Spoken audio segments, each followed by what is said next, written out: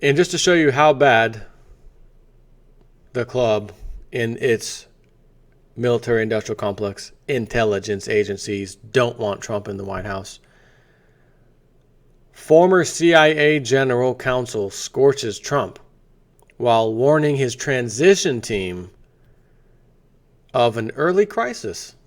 There's going to be some crisis very early in the administration. How do they know? What crisis? What are they talking about? President-elect Trump's tumultuous relationship with the U.S. intelligence community could have disastrous consequences once he takes office.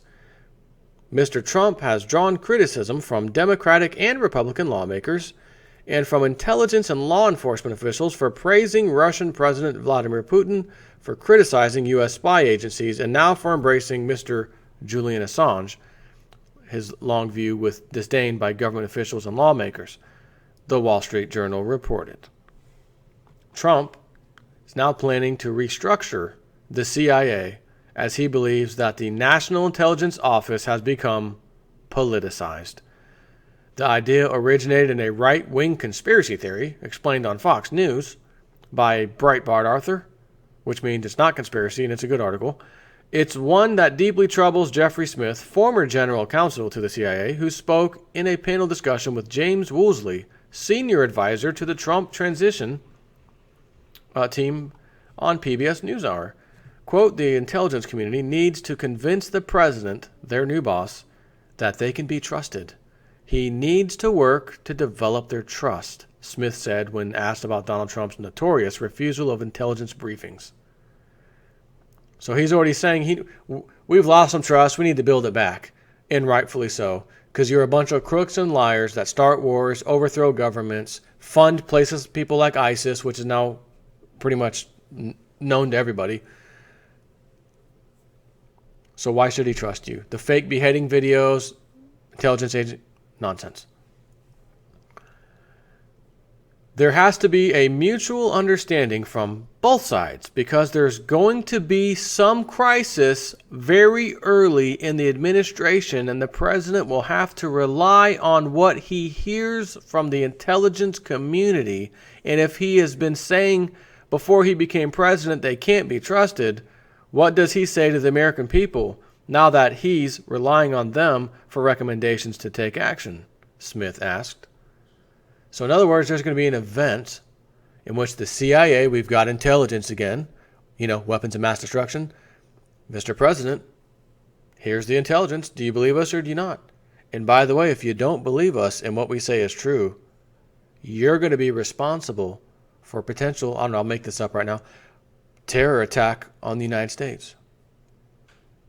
So, Mr. President, do you trust us? Do you trust the intelligence? Oh, shoot, what do I do? What do I do? If he says no, then the CIA is going to make it happen anyway like they always do. And then say, hey, we told the president, he didn't listen. Oh, that's grounds for impeachment. Oh, my gosh. Or if he says, I do believe you, what do you got? We need to take out this group over here in the Middle East and then Syria. Assad's bad. He flip-flopped. You got to trust us. Oh, okay, I guess I'll go do it. So again, who's running the president?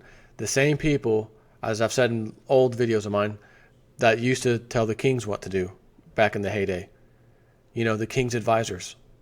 All the king's horses and all the king's men. King, we've got word from, I like Worcestershire sauce. We've got King, we've got word from Worcestershire that they're sending an army this way, King. What shall I do? Well, get all the king's horses and all the king's men, and let's go stop them. Yes, sire, I'll get them now. When none of it was true. But the advisor to the king made an enormous amount of money, right? Because the banksters always fund both sides. Now the king has to borrow from the banksters. The bankster gives this guy his cut. He's now a wealthy man. All in the name of power and wealth. That's it. So is today any different? The king, the president, his advisors advising him of nonsense and then scaring him, if you don't believe us, this is the potential outcome.